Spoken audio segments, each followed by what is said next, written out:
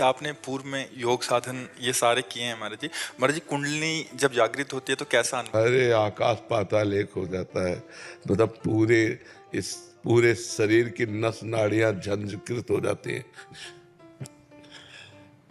मतलब जब उत्थान करती है तो एक एक बीता शरीर उठ जाता है आसन से। पद्मासन लगाए बैठे आसन से उठ जाता है पूरे शरीर की मतलब आपको देख के लगेगा इनको प्रेत आ गया है क्या।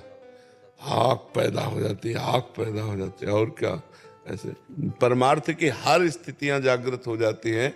जब भगवान में चित्त जोड़ दे तो भगवान सर्वात्मा है तो सब कुछ ज्ञान हो जाता है। तो महाराज जी अभी इसकी प्रेम मार्ग में इसकी नहीं, ये सब समाप्त कर दी जाती है। मतलब उसका अनुभव भी वो क्योंकि हाँ, एक ही बिल्कुल बिल्कुल सब समाप्त करके बिल्कुल अबोध बालक की तरह तब भगवान से प्रेम होता है।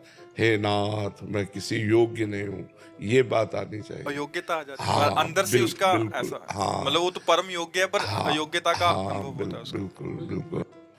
एक बार एक संत बड़े सिद्ध योगी थे। तो एक संत अपने शिष्यों के साथ भगवत भक्त नाव में बैठ रहे थे। तो वो अपनी रौब दिखाने के लिए खड़ाऊं पहने हुए गंगा जी में ऐसे, और जब नाव आगे बढ़ी तब वो खड़ाऊं से ऐसे चल के बोले, क्या तुम्हारी साधना है, नाव में बैठ कर जाते हो। वो कुछ नहीं बोले। गंगा पार हो गए। गंगा पार होकर केवट से कहा, कितने रुपए। उनका 2 रुपए। 2 रुपए निकाले। अब उत्तर दिया उन्होंने, कहा 2 रुपए में हमने गंगा पार किया और तूने सारी अपनी तपस्या नष्ट कर दी।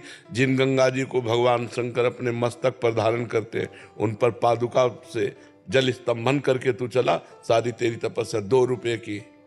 जो कार्य हमारा 2 रुपए में निपट गया, तेरा सारी तपस्या नष्ट हो गई।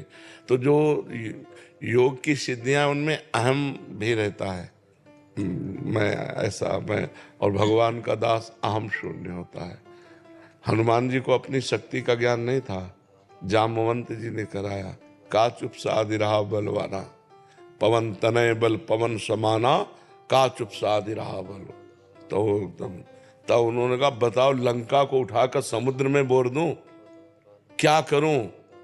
तो उनका बस आपको इतना करना है, समुद्र पार करके जाओ और सीता जी की खबर लेकर रघुनाथ जी को सीता जी की बात बताओ, सीता जी को रघुनाथ जी की बात बताओ। भाई इतना करना है। तो योग में सब सिद्धियां होती है। परमात्मा योग में चित्त को जोड़े तो ये नाम योग है। नाम योग से तेसाम सतत युक्ता नाम भजताम प्रीतिपूर्वकम ददामि बुद्धि योगम तम ये नमाम उपयांति ते। भगवान कहते हैं जो निरंतर मेरा भजन करता है उसकी बुद्धि को योग मैं प्रदान करता हूँ। तो सब जागृत हो जाती जाए। कुंडलिनी, षट चक्र भेदन, स्थूल सूक्ष्म कारण सबका ज्ञान, तत्वबोध सब हो जाता है। भगवान का भक्त कोई अज्ञानी थोड़ी होता है। मुझे द्वैत और अद्वैत साधना में क्या? आप किस में चल रहे हैं? आपको प्रवचन करना है क्या द्वैत अद्वैत का पूरा ज्ञान प्राप्त करके? तो आप चल किस में रहे? द्वैत साधना। द्वैत साधना, भगवान की भक्ति। जी हाँ, मैं दास हूँ, प्रभु मेरे स्वामी हैं।